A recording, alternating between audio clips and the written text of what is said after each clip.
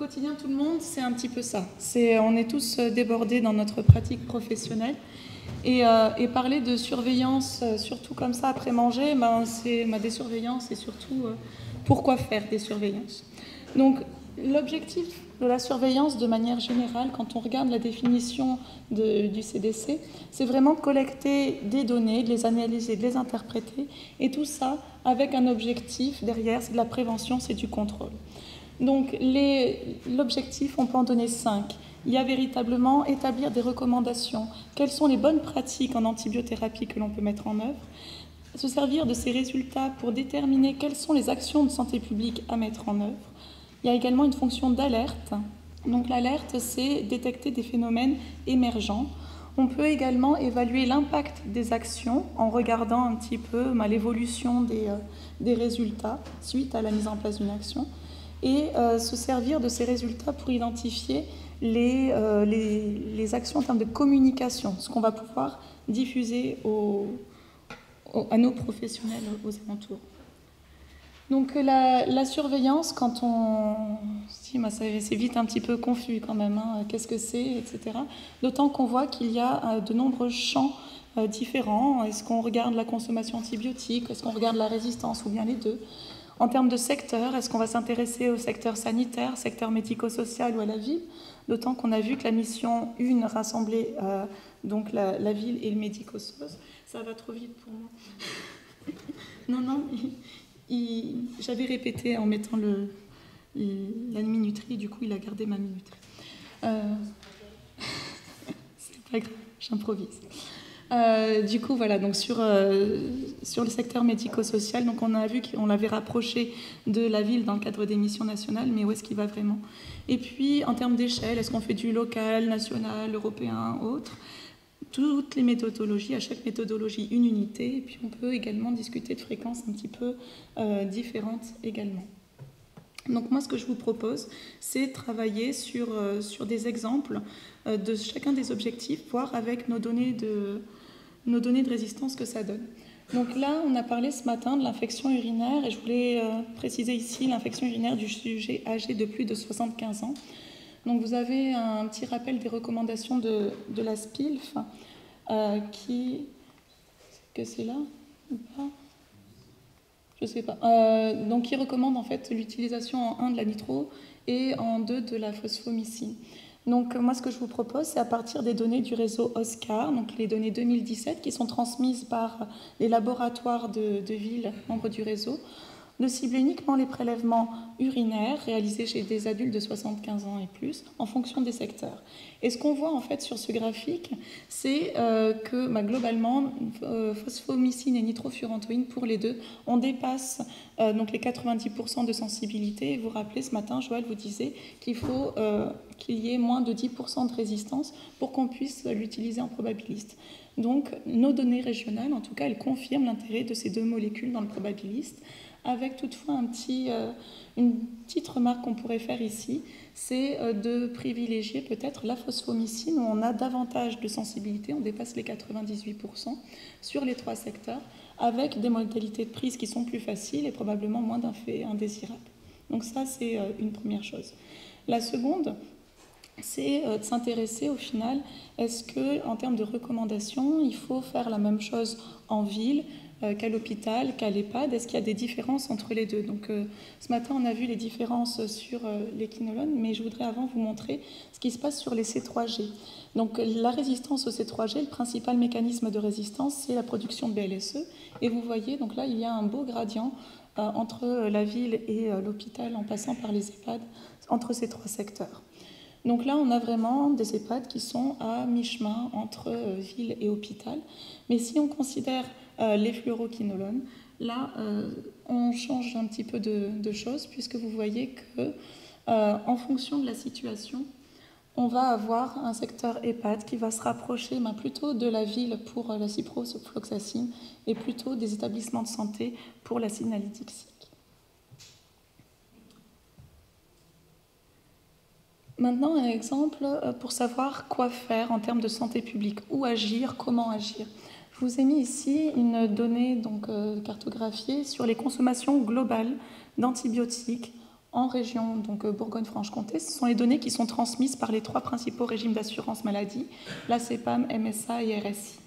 Donc on voit qu'il y a une grande disparité entre nos départements.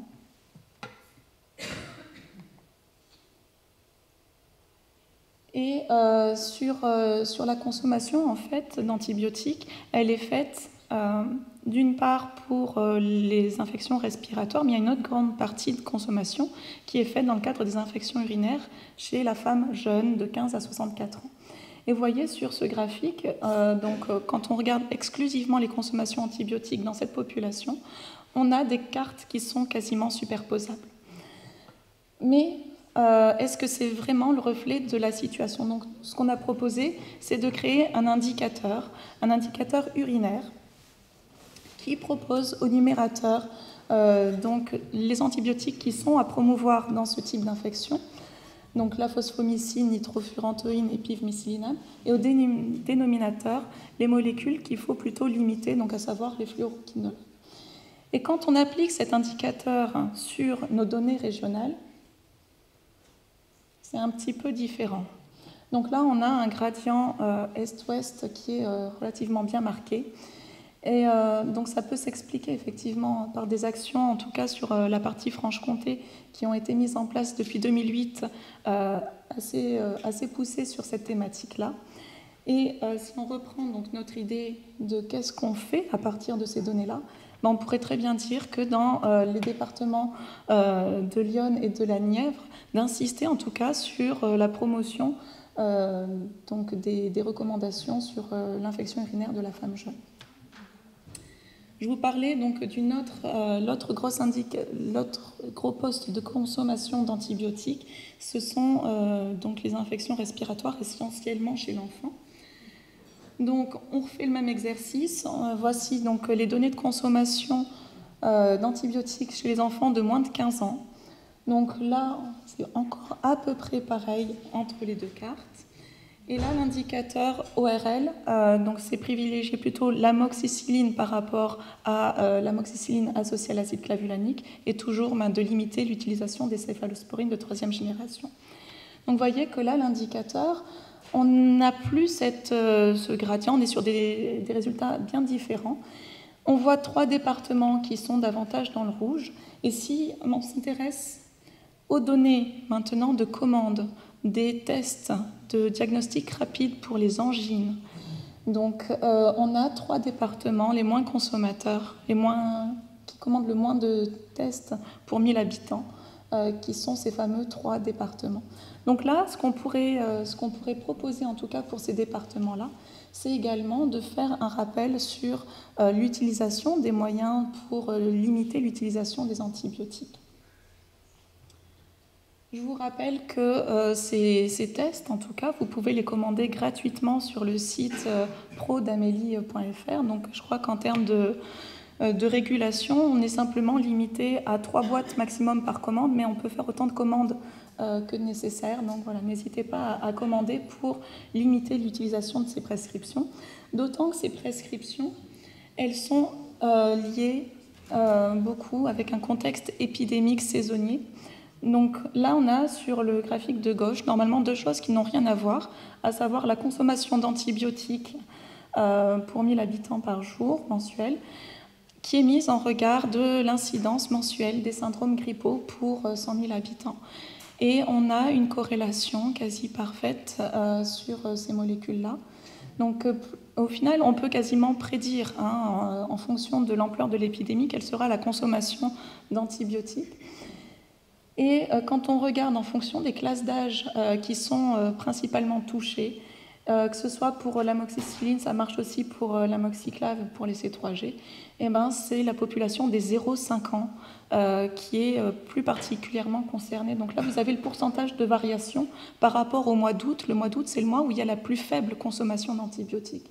Et vous voyez qu'en décembre, on multiplie par 4, entre 4 et 5, la consommation d'amoxicilline de ces 3G dans la population des 0,5 ans. Et pas sûr qu'on ait forcément besoin d'antibiotiques dans toutes ces situations. La fonction d'alerte, ça c'est les posters personnalisés. Donc pour les établissements de santé qui participaient à la surveillance ATB Raisin, et on devrait pouvoir faire la même chose donc avec les nouvelles missions nationales. Donc ce sont des posters qu'on vous envoie qui vous permettent en fait de comparer les données de votre établissement à des établissements qui sont comparables. Donc là, ici, on voit par exemple que la consommation d'amoxicilline est particulièrement élevée. C'est le cas aussi pour les céphalosporines de 3e génération injectables et pour les carbapénem. Si on regarde pour les C3G, ce qui est intéressant aussi, c'est avec cette notion de suivi dans le temps, on voit que l'établissement, en tout cas, il continue régulièrement depuis 2010 à avoir sa consommation de C3G totale qui augmente. Sur la consommation de carbapénem, ce qui se passe, c'est là on peut typiquement alerter l'établissement et puis l'établissement aura lui les données pour répondre, argumenter, savoir un petit peu ce qui s'est passé. Est-ce que c'était l'accueil de patients particuliers? Est-ce que c'était un mauvais recueil de l'information jusqu'en 2014? Donc ça, ce sont des éléments en tout cas d'alerte également.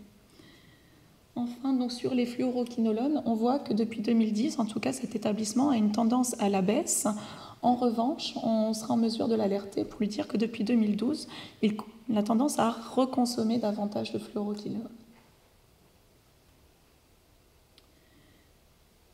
Je vous parlais de l'évaluation d'impact et que dire en fait de la relation entre l'évolution de la consommation et l'impact sur la résistance bactérienne. Donc vous avez les données de consommation, donc c'est pareil, c'est les consommations de ville totales de C3G Péros et de fluoroquinolone. Vous voyez, donc on a les données en région depuis 2012. Depuis 2012, on a diminué de 34% les consommations de C3G et de presque d'un quart les consommations de fluoroquinolone. Donc c'est très bien, c'est probablement peut-être plus, on n'a pas l'évolution avant, c'est un petit peu dommage. En tout cas, ce qu'on peut voir, c'est que donc là, vous avez les données de résistance sur les souches de colis, les souches qui sont I ou R au C3G. Chaque année, au niveau du réseau OSCAR, on inclut de nouveaux laboratoires. C'est pour ça que je vous ai mis les deux couleurs. Donc la cohorte stable, donc c'est l'ensemble de laboratoires qui transmet ces données depuis 2008, et l'ensemble des laboratoires de la région. Donc vous voyez qu'à partir de 2014, on a quand même des courbes qui sont similaires, même si on a davantage de laboratoires et davantage de souches également. Donc on a un impact sur la résistance, mais qui est quant à lui plutôt tardif. Donc on a un décalage entre ce qu'on va pouvoir faire en termes de consommation. Il faudra attendre parfois plusieurs années. En tout cas, sur la ville, le temps peut être encore plus long que ce qu'on peut observer à l'hôpital. Décalage de plusieurs années qui nécessite aussi d'avoir des actions avec des impacts importants en termes de consommation et qui s'inscrivent dans la durée. L'autre point, c'est sur la communication. Donc on a beaucoup parlé de quel antibiotique choisir. Mais la première question à se poser, c'est faut-il vraiment prescrire un antibiotique? Et sur l'infection urinaire, et notamment donc dans les populations, on va dire, plus fragiles, qui sont prises en charge en établissement médico-social, une bonne question à se poser, c'est faut-il un antibio ou un verre d'eau? Donc là, c'est un exemple de schéma que vous avez tous reçu dans vos pochettes. Vous avez reçu des rapports régionaux complets et synthétiques sur les 3 secteurs de l'offre de soins. Et ça, c'est typiquement un exemple de communication des supports que vous pouvez utiliser en région. Donc pour vous aider dans votre tâche au quotidien, vous avez à disposition de nombreux outils. Donc tout d'abord, vous avez les référentiels nationaux, régionaux sous format papier. Vous avez également en région l'application smartphone Prescriptor. Vous avez également la possibilité de vous appuyer, surtout si vous êtes en établissement de santé, sur des équipes pluridisciplinaires. Vous avez des médecins, vous avez des pharmaciens, des microbiologistes, des hygiénistes. Et parmi tout ce petit monde, vous avez probablement la chance aussi d'avoir un référent en antibiothérapie. Donc déjà de vous appuyer sur vos ressources en interne. Et puis vous avez également la possibilité d'appeler pour solliciter un avis en infectiologie auprès des CHU. Oh, ça va trop vite, excusez-moi. Les infectiologues, vous avez donc les rapports qui sont donc complets, synthétiques, les posters régionaux. On communique également sur les réseaux sociaux, donc sur Twitter, Facebook et sur YouTube. On diffuse pas mal de films.